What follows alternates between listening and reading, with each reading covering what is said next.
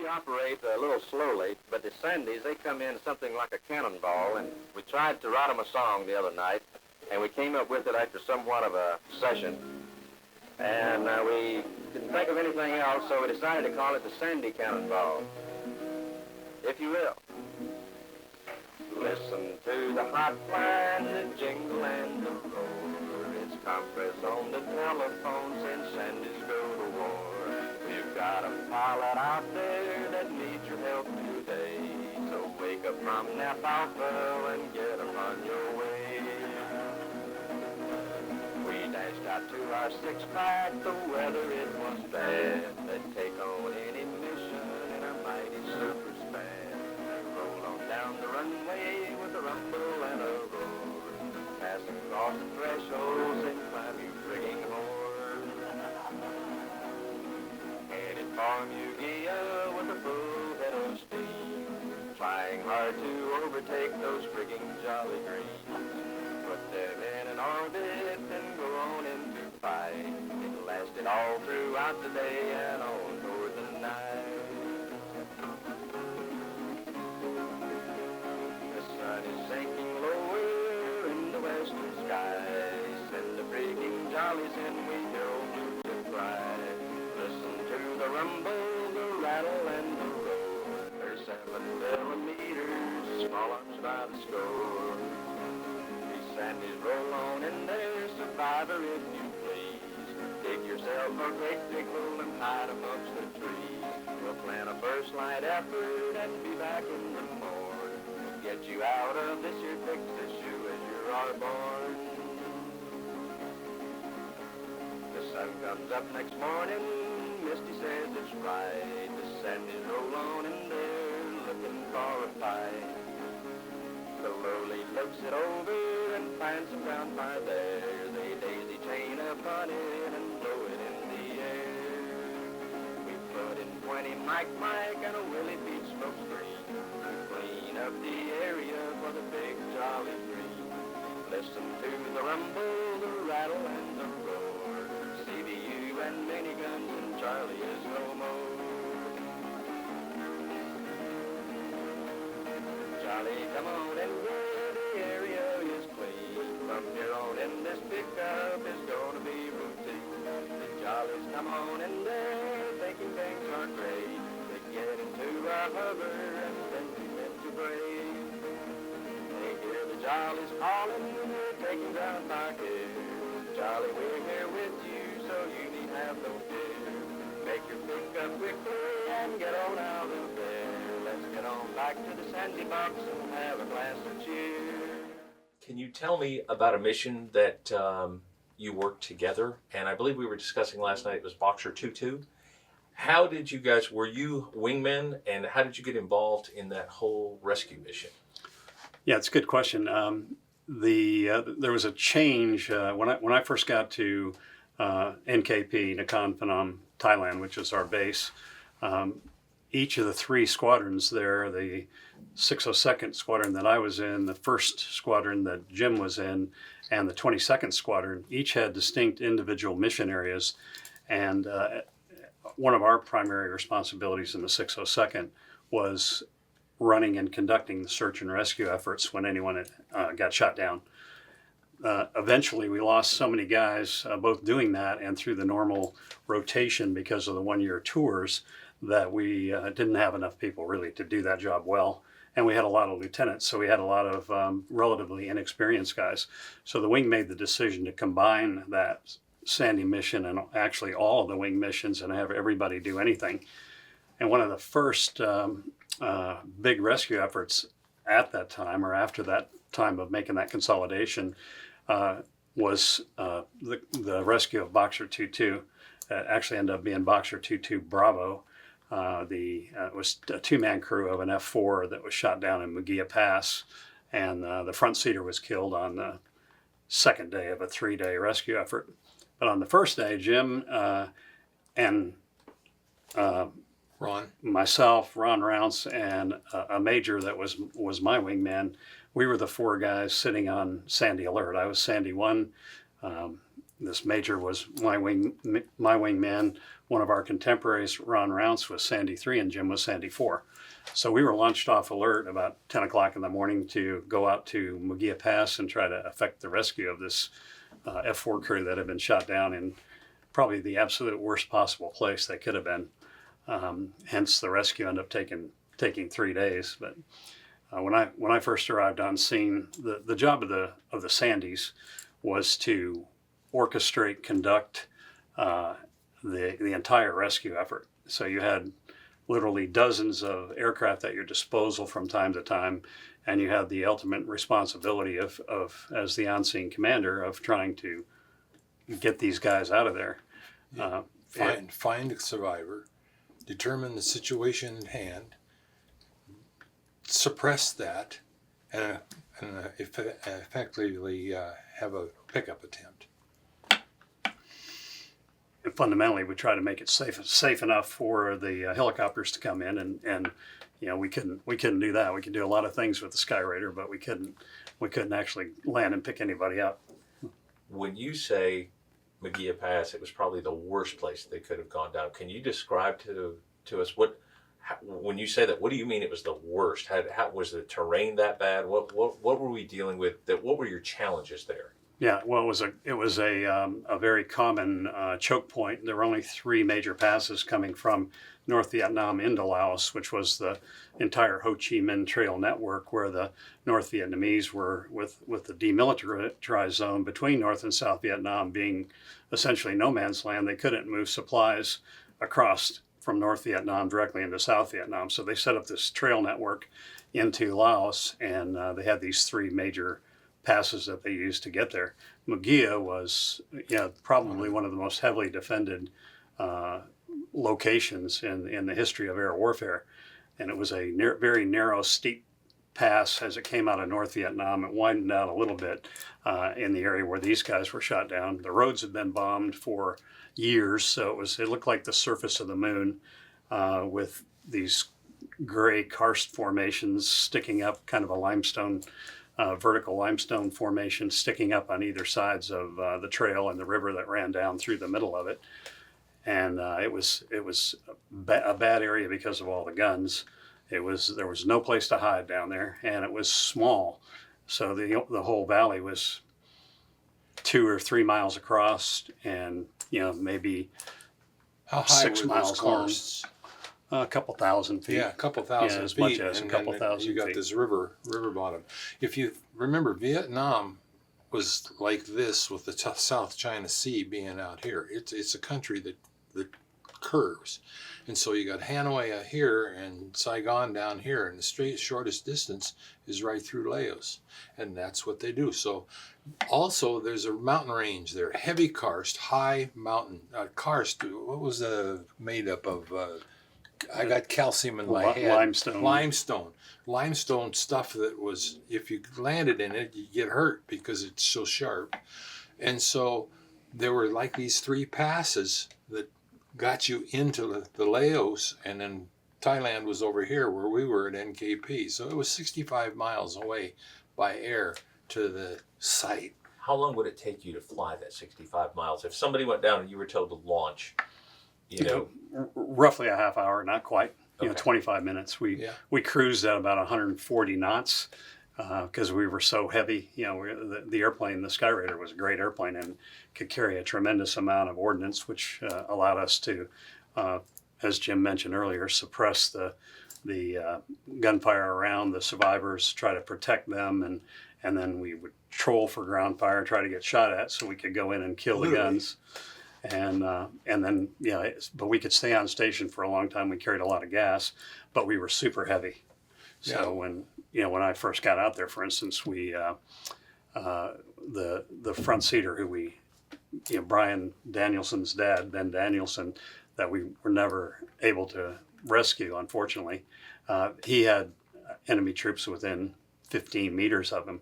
So we're down in the floor of this valley with all these guns in our old slow-moving 140 knots. prop-driven Skyraiders. Rounds are going by us in front because they're leading us too much. And we're down there dropping cluster bomb units and strafing and using the most precise ordnance we had just to try to keep these guys alive.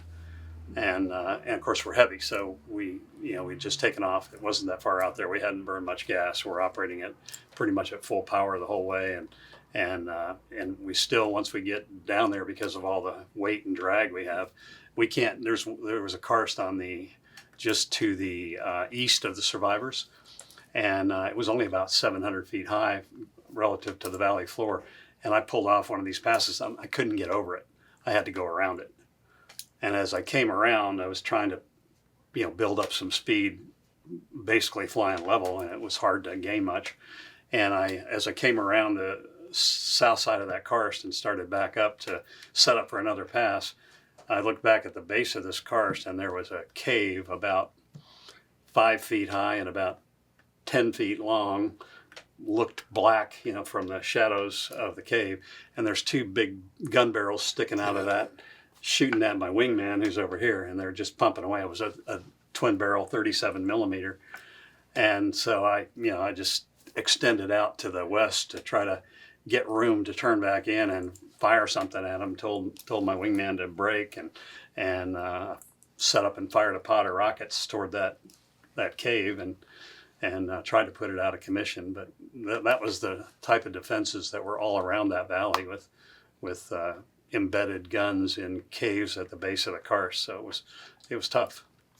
I don't know if there was any guns on the west side. I assume that they were, but what the real threat was the east side, and we wonder if some of them weren't on tracks so that they could get out and get some elevation during the night when they were exposing or when they were being attacked by fast movers.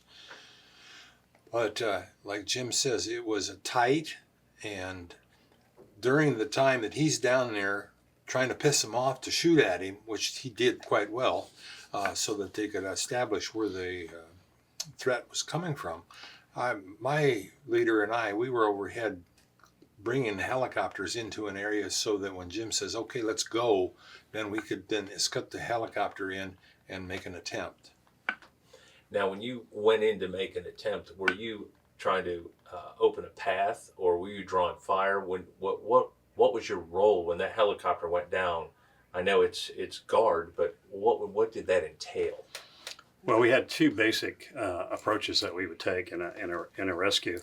The one was try to get in there quick before they got organized and pick the guys up if you could do that. If you deemed it safe enough in an area like this, it was never going to be completely safe.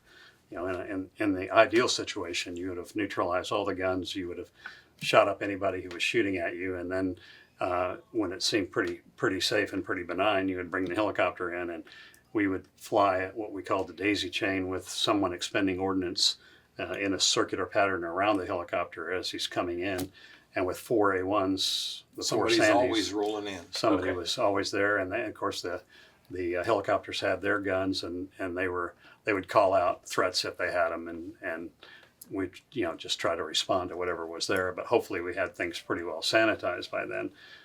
In an area like this, that just wasn't possible. So our objective was, in my first plan was, let's try to get in and come in low and fast and see if we can pick these guys up, when we deemed it to be safe enough to do that. And we had the ability to put in smoke screens. We had all kinds of supporting flights. And as the Sandy lead, you're sort of conducting this orchestra while you're playing an instrument yourself, and talking on 3 different radios and asking for whatever else you needed in the way of supporting ordnance from other aircraft, and you're doing all that, making a plan, and then trying to communicate with the helicopter, communicate with everybody else, and try to affect this rescue while you're essentially, it was somebody described it as doing an air show in the Rose Bowl. It was almost that kind of concept, because it was a fairly tight area, and you had all these airplanes milling around and trying to get it safe enough to do the rescue. But we couldn't get that done on the first day. Do you think the Vietnamese waited to press the pilots on the ground to draw more aircraft in? Initially, They maybe not initially, but that was certainly the game by the second day. They waited for the helicopters. Yeah, for sure. Now, what kind of helicopters were they using for the rescue at that time? Was it We had just It was the kind of age graduated from, we had, at NKP, we had a squadron of rescue helicopters that were CH-3s that were smaller, and they had just begun to move the CH-53s. They called them the buffs, Super big guys. ugly flying fellows. They moved those. They were over at Udorn, which was about 80 miles, West. 100 miles west of us, and they came over on a temporary duty basis initially, and then they were adding some support. They were bigger. They had more lift capability. They had more firepower. So we started having them available in late 1969. Yeah, so that first day what we had was just H3s. Two H3s. Two H3s. And you put in 2 attempts, didn't you? yeah, And but then they we were put both abortive. You know. Yeah, we put in the third one and it got shot up as well. Ron says, let's try it. And it was getting dark. So anyway, that's kind of how that went. Yeah. I can remember the daisy chain part of it. It never really established into because of so much ground fire. All 4 of us were practically shooting at the hillside at the same time because that's where all the firepower, or all the threat was coming from. And as I recall. Well, we had burned a lot of fuel while we were down there, and expended a lot of our ordnance just trying to keep mainly Alpha alive. And so after this, I made this one rescue attempt where my concept, and again, communication is so important and so hard to do, and there's so much noise going on, and you can only imagine the cacophony inside of a helicopter where they're shooting their miniguns and they're talking to each other as a crew, and they're listening to you and trying to take direction from you. It was a kind of a nightmare scenario. We all had 3 radios: FM, VHF, and UHF. The UHF was primary for talking to the survivor. VHF was our communication with the helicopters, and the Fox mic was between the Skyraiders. Now I don't know what was going on in the helicopters. Wow. But yeah, it was a little crazy. So you made it through the first day, and it's getting dark, so you have to return to base. Yeah, And you guys handed off to a couple more sets of guys behind you. And they did. I don't think they tried another attempt. They may have, but I don't think so. And so see you in the morning. Yeah, when I left, my recommendation was we just take our time and saturate the whole area, and they were able to get F4s out there with laser guided bombs and identify where these guns were in the caves, and go through and try to take those guns out. And then we started that process all over again on the second day and at first light. Wow. Hoping that we would have a survivor to talk to, going out there and crossing your fingers that they were still alive and still on the air. So I was not part of the Sandy crew in the second day. I was flying support with one of the airplanes, and the airplanes were usually loaded up with a lot of smoke, and this smoke was such that you could punch it off and you could have a curtain. In other words, I could build a curtain of smoke and literally, kind of like a smoke screen like the Navy does with its destroyers. And so the idea was to curtain off the survivor from the guns. Well, I didn't have that. I had the gas, and that riot suppression gas is, I guess, what you would call it. I've heard people say that it was when it gets on you, you don't think about doing anything of running.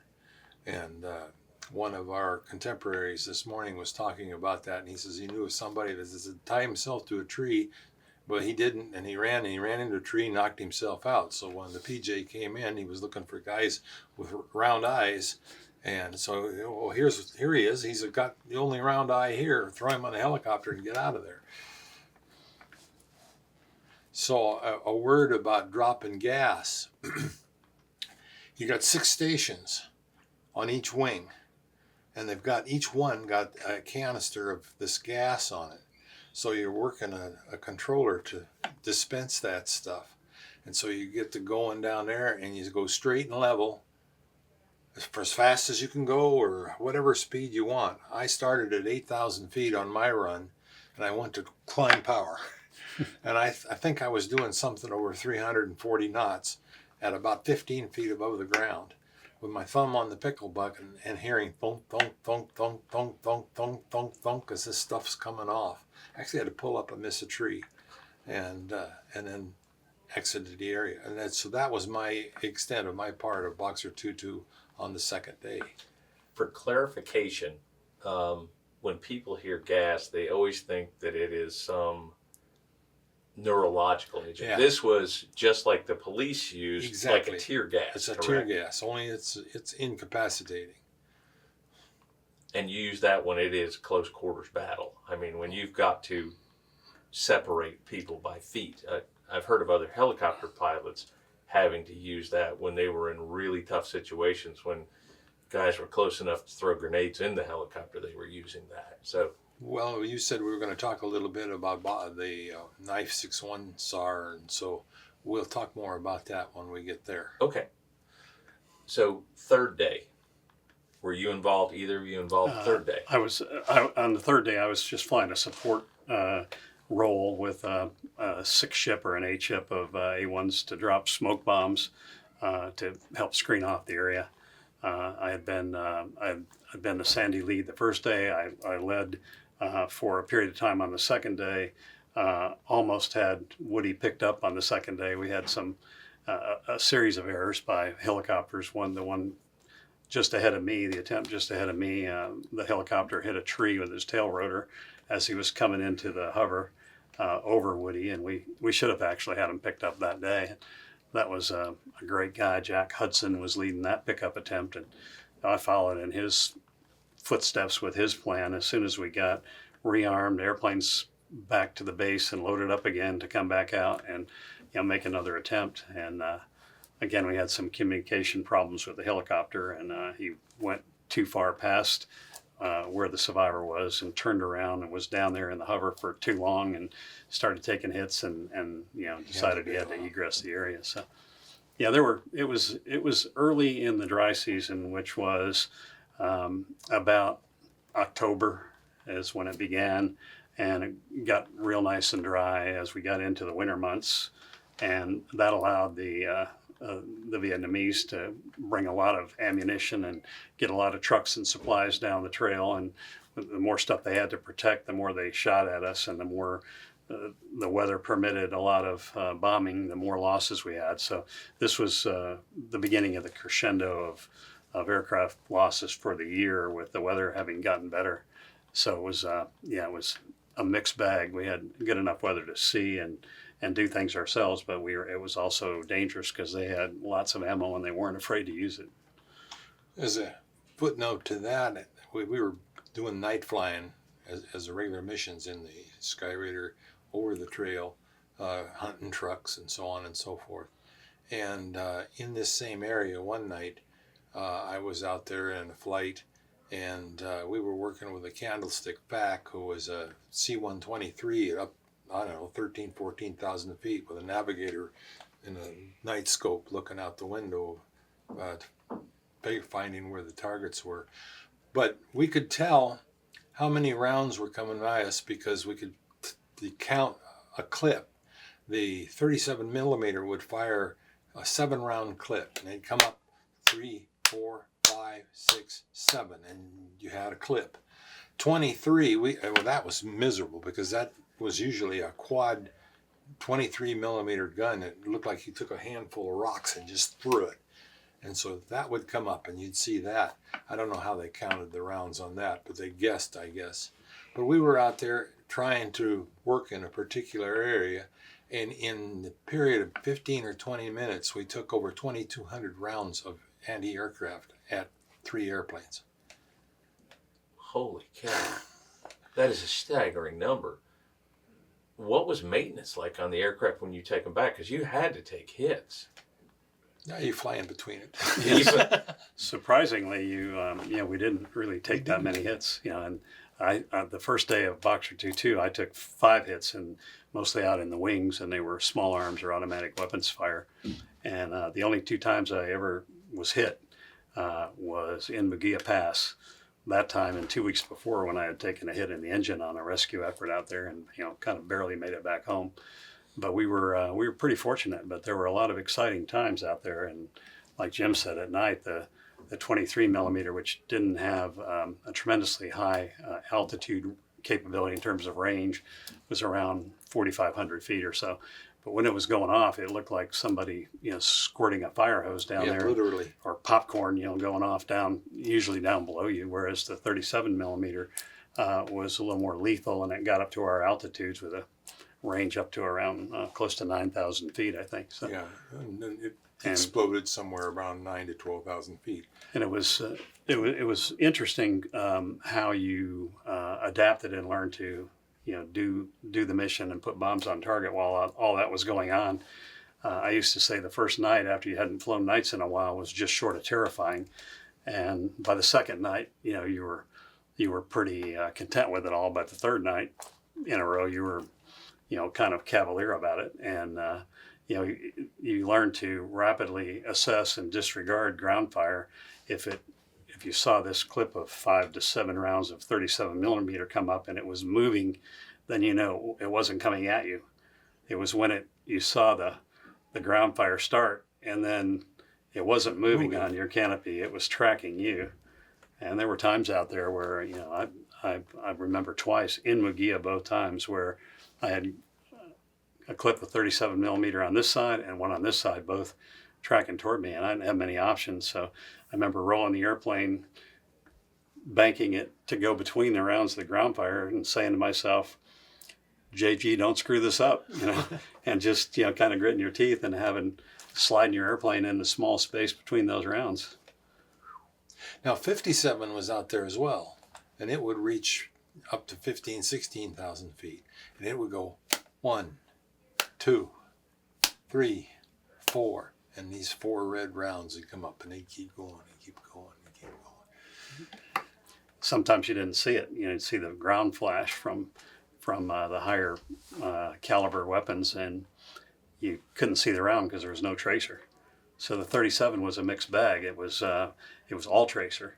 So you saw every round fired at you, which was kind of good news, bad news. But with the 57, you didn't know whether once you saw a ground flash and you knew they were shooting at you, you didn't know whether should I brake left or right or just keep going. There's a possibility if I brake one way or the other, I might brake right into the round. Because how good is the guy and how accurate is his system and all that. So, it was kind of a pucker factor. Probably ought to say something about the 4 or 5 things that we did with the A-1, armed reconnaissance, helicopter escort, things like that. Yeah, depends on where you want to go. Basically, it's about the aircraft, your experience with the aircraft. Why don't we transition into that just a little bit now? And I know you both probably flew many aircraft in your career. Did the Skyraider, was it your favorite aircraft? What was special about it compared to other aircraft? I know jets move fast. What was it like flying? I guess it was the end of an era. You just don't have that prop-driven aircraft that's low and slow. I believe the A-10 was the eventual replacement of that. But what was it like for you compared to other aircraft? Was it a joy? I've heard guys say that you flew it 100% of the time with 100% of your attention. I don't know.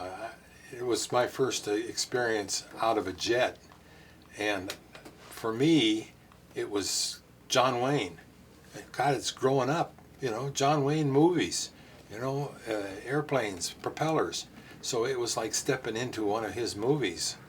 But the Skyraider was the hardest part of flying the Skyraider, in my estimation, I think Jim would agree, was just managing the engine.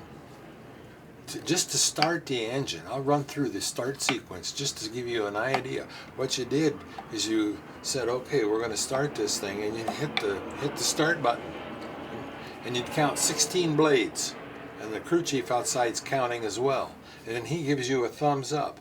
and then you turn the mags on, and you hit the primer, and you crack the throttle a little bit. Eventually it starts smoking and popping and farting and starts running. And you come off the starter and hold the primer and settle it down at 800 RPM, take the mixture, go full rich, the engine quits. Come off the primer and the engine runs. That was just to get it started. And you had 4 controls there. You had a blower, a throttle, a mixture, and a prop control. And so you had to deal with all of those. And so any power change you made, you had to deal with it with at least 2 other devices. Sounds like It was- you had to, if there was was a- input, you had to balance it back out. Yeah. Yeah, I mean, it was a great airplane. It was a great way to start your flying career. Hands on. It was completely awesome to fly, and a lot of that was the mission. You know, we were doing these rescue efforts, and when anyone was shot down, you had a real mission that had a lot of value to it. And Finally. whereas we did a lot of things where we were just out bombing suspected truck parks and things like that, and doing fairly risky things after very non-essential or nondescript or sometimes not even non-existent targets. So having the opportunity to do close air support for the troops on the ground in the northern part of Laos, which were the Royal Laotians under General Vang Pao up in the area of the Plain of Jars. So being able to do that and then being able to do rescue efforts for our guys was just a great mission.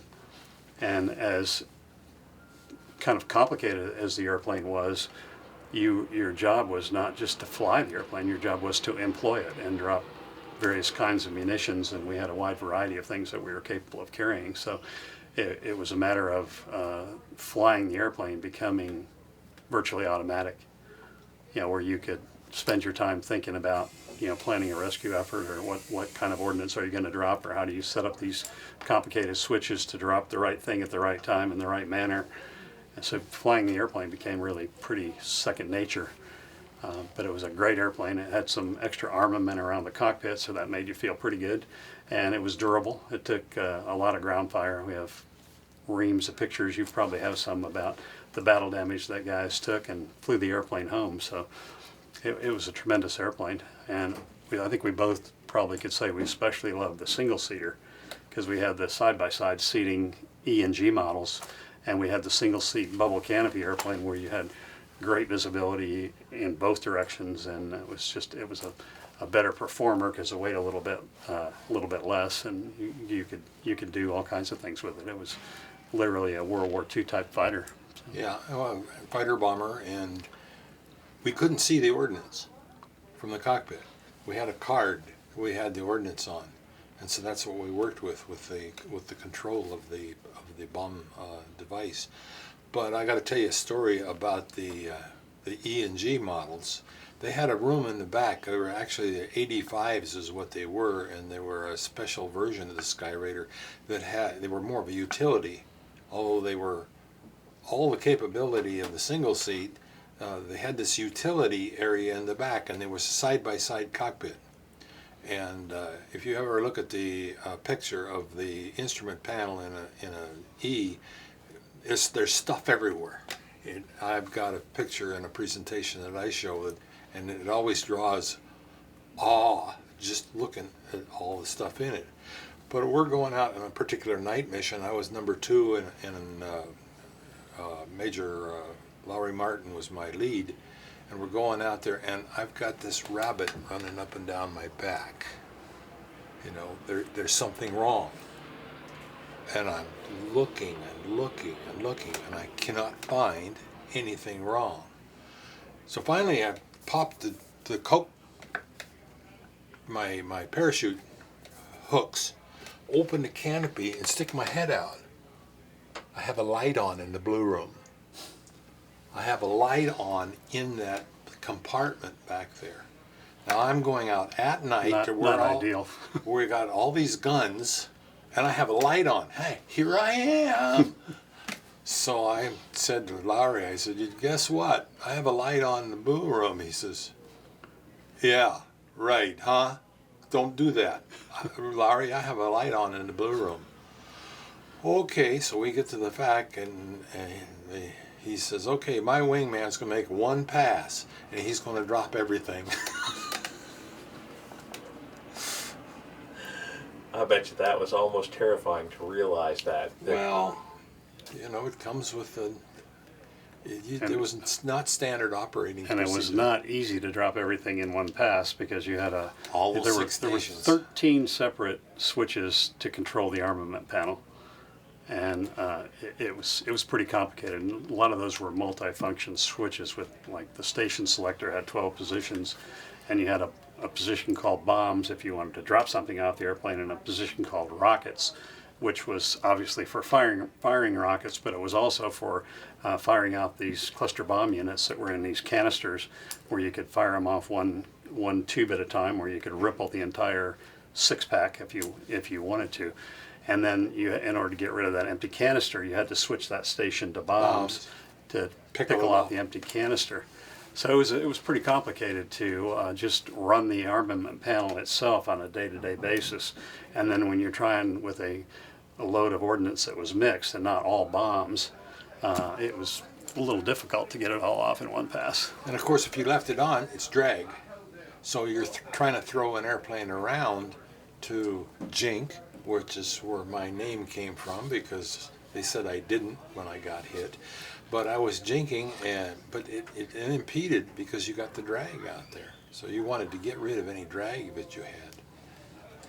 Can you go a little farther on jinking, where that came from and who we're talking about with that, and how that, you know, I've heard the term and I understand what it is, but I don't think the viewers really understand what jinking is. It's Well, conceptually, instead of flying along in a sort of straight and level, predictable flight path, or in a predictable curve of some kind, you want it to be unpredictable. Think the difference of watching a flock of geese flying south for the winter versus trying to shoot at a dove. You know, that's maneuvering all over the place. So you want it to be very unpredictable so that the gunners couldn't just pull lead on you and shoot ahead of you, and eventually you would fly into whatever they were shooting. So the idea was to be constantly in motion, and it was just a matter of moving the stick around in the cockpit and stamping on the rudders and doing various things, which again all became kind of second nature. You know, when we first started, you had to think about that, and some of us when we were newer weren't jinking enough, and so we learned pretty rapidly we needed to be very unpredictable, and that would help us keep us from getting shot down. The airplane had a 2,700 horsepower engine on it, turning a 13.5-foot propeller. Now that propeller doesn't care where it gets its power from. And so when you add a lot of power to it, you got a propeller that wants to go this way, you got an airplane that wants to go this way. So if you're slow, that propeller can actually cause the airplane to do what's called a torque roll. And so rudder became very important. That was one of my blessings of my Air Force career, is I learned how to fly with a rudder. And I used it in the jet more effectively, but than people who just put their feet in the floor and did, with a stick. And I imagine in your follow-on experience, you found that the rudder was very effective. Yeah, absolutely. Absolutely. And most guys in pilot training, you weren't trained to use the rudder. The jets didn't really need it. They didn't have that torque effect, and so they taught you to fly with your feet on the floor basically until you were landing, and then the rudder pedals were also the brake pedals. But yeah, we learned to use the rudder, and it proved to be valuable to, assist in the flying characteristics of any airplane. So back to plane stick and rudder made you a better pilot all the way through the career. And that plane probably hardened or honed your skills. Yeah, absolutely. I think so. And I taught in UPT for undergraduate pilot training. And I had the fortune to have 2 academy graduates that were my students. And they were a lot of fun to fly with. And one of them came back to me after he was in the F-15. And he says, I am so glad you taught me how to fly with a rudder, because I have been very effective with it. On a personal note, I worked for a helicopter company, and they were flying Bell helicopters, and guys would come back from Iraq or Afghanistan. They'd been flying Blackhawks, and the pilots would all say, "Oh man, this is going to be great. They're going to do a test flight. And you know they haven't touched rudder puddles in 2 years. Let's go watch these guys try to hover." So it was the same thing, you know. It's amazing what that difference makes in any aircraft. It's the difference between flying and agility, I imagine. Yeah. Yeah, we learned a lot in those early years, and in that early year of flying the Skyraider and flying it in combat, that paid great dividends throughout our careers, and especially for those of us who stayed in fighters, and then you had learned how to be very precise in dive angles and airspeed control and all that, so you could drop bombs effectively. Later on, when we got to dropping bombs with fighters that had computed weapons delivery systems, a lot of guys just relied on the computer, but those of us who had flown manual parameters before were often very successful because we didn't demand too much of the computer, and we made the solution a little bit easier for the computer because we knew what we were doing. TLAR, that looks about right. And I taught at fighter lead-in for a while, and we had a hard sight in the T-38 that we were flying to in that transition from UPT into the fighting weapon system. We called it fighter lead-in, and we'd go out and we'd drop these little bombs on the range. And I was out there in the flight with the other people were F4 pilots before they become instructors, and I had come out of right out of being an instructor in UPT. So going back to the T-38 and then flying the Skyraider, I didn't have anything in between. And we were on the range, and we came home, and one of the guys says, "I don't want to fly with you anymore, because every time you pointed the airplane at what you wanted to hit, you hit it." TLAR. Last night there was some discussion about the difference between a pilot that flies fighters and a true fighter pilot. Can you guys expand on that a little bit? What your take on a true fighter pilot would be versus a pilot of a fighter?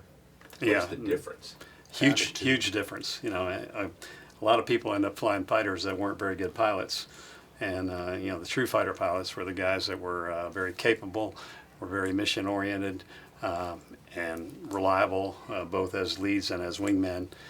You knew as leads they were going to get you to the target and home safely, and as a wingman you were there to back them up and support them, and it was, I think you said the word attitude. It's all about trying to be the best you can be, and being the best and thinking you're the best and working at becoming the best so that you could get the job done. And it was always knowing that if he was on my wing, whenever I needed him, he was there. And likewise, if he was my leader, I know he was going to make a decision. Okay, if I didn't agree with that decision, he was open to my input, but it didn't make any difference. I liken that to a book that Richard Bach wrote about flying a mission out across the Southwest in F-84s, and they're flying along, and he says to the leader, "Are you intent on running into that mountain up there?" And so, it was just that kind of a deal. Okay, I see this. Do you see it? Oh, here, let's climb. Or yeah, I got it. No problem. But the other thing I want to say is that what we had was an attitude of you could count on the person whether he was in the air or had to jump out and was on the ground. You could just count on that. Boxer 2-2 was a classic example of having, as it ended up, one guy on the ground. And the whole air war in Southeast Asia came to a halt, per se. And I don't have the data right at my fingertips, but it's a huge amount of effort. They were actually backfilling from the United States on that third day munitions because we were expending so much ordnance to get Woody out. And I believe Brian said last night that he actually went back to Vietnam and took a trip to recover his father's remains. Yeah. And he's planning a trip back to Vietnam Are any of you fellas talking about possibly going along that? Have you ever gone? Would you go back? I would go back with him. He lives pretty close to where I'm associated with the museum, so we've been talking about this for quite some time. I don't know if he's run that by you. He's mentioned it to me. I've a lot of guys that flew or fought in Vietnam on the ground or in the air have had some need to go back and maybe achieve some sense of closure or something like that. I'm not particularly interested in doing that. I don't have a reason why, but it's just not something that, it's not a burning desire in me or a square that I need to fill in some way. Although I would find it interesting to be on the ground in some of those places that we flew over and bombed and various things like that. The idea of going with Brian to try to recover the wing of his dad's airplane is intriguing, but I'm probably, I haven't ruled it out, but I'm probably not a big fan. I'm likewise up to the point where, because I've been working with Brian for, the whole time that he's gone through those things up there at Burlington, that I've decided that if he wants me there, I'll go with him. Doesn't make any difference. I don't have to, but if he wants me there, I'll go with him. Because it's recovering his dad. In this case, there's a piece of his airplane, and that's important to him, his family. So that's my position on it. That goes back to that pilot respect and bond. Aviators just have it. We've talked, I've asked every single guy at this reunion about the camaraderie that you share. And have they seen anything like that when they've left the military? What's your experience been between how you operated as operators and the bond you had? Do you see that anywhere outside in the world, in the corporate world, or in anything out of the military? I've never seen it anywhere other than in the military, and as a subset of the military in general, which has quite a bit of that camaraderie and trust in peacetime units. There's nothing like flying in combat with guys. One of the things I used to say was that combat is the ultimate common denominator, and the cream rises to the crop in a hurry, and everybody knows who the good guys are and who the not so good guys are, because it's just a great discriminator. And it doesn't matter whether you're a lieutenant or a lieutenant colonel. And a lot of us as lieutenants were guys that were, doing the job, and were respected for our abilities both as pilots and as decision makers and leaders, and that was a great feeling. I think of that. What's the Shakespeare? We band of brothers, we few, we happy few. Yeah. Those who shed their blood with me today shall be my brother. So. And Jim was a rescue pilot early on in his career as a lieutenant. I was a wingman as part of the different squadron. I was with the hobos, and we had a different mission, but we had that cadre of people who were selected to be rescue pilots. And I can't tell you, I didn't know how important that was at the time that I was selected. I don't know why. I'm no special guy, but I was selected to be a wingman, and then learn what was going on, and eventually become a Sandy lead, and I did myself, and so got an opportunity for a rescue. And so there's just something. Even today, the Sandys are still there in the Air Force, and how it works, I'm not sure. Jim will probably expand on what happens today in the F-16s, but there's that common core of experience that sets us apart. Yeah, it was a great. It was really an honor and a privilege to fly the Sandy mission, and it, I should say something as well about the leadership that we had, because it was very uncommon to be given the amount of responsibility that we were given as young lieutenants. My classmates from the academy and my contemporaries that were flying jet fighters after 8 or 10 months in country in their one-year tour were upgraded to fly as number 3 in a 4-ship. And we were flight leads after 35 or 40 missions, and we became Sandy pilots, and then we became Sandy leads. And a lot of that was for sure, it was because of our capability, but it was also overwhelmingly because the supervisors that we had, the squadron commanders and operations officers, recognized that we were the ones that could best do the job, and they let us do that. I often have marveled at that as I was eventually a squadron commander myself, thinking those guys were letting some of these young lieutenants, take the lead on some of these major missions. So it was pretty humbling. Is there anything else that you would like to cover today? Anything that you would like to briefly say? want to talk about the Knife 6-1 SAR. Yes, please. Wow, There was that won't be brief. won't be brief. We might want to table that for later. What I wanted to say was that the Prairie Fire mission was unusual in itself because it was a function with the Army, and it was infilling and exfilling Army troops along the trail. And on this particular day, the infilled right into a group of, I don't know whether they were regulars or what, but they got the helicopter shot down. So the second helicopter came in and it got shot down. So now we have 50 people on the ground, and that was turned into a 60 actually. That's 60 people on the ground. 60 people on the ground. So while we both participated in Boxer 2-2, which was in many ways, and I think at the time historically, it was the biggest single rescue effort as a whole, with the number of aircraft sorties involved and the amount of time and the 3-day effort.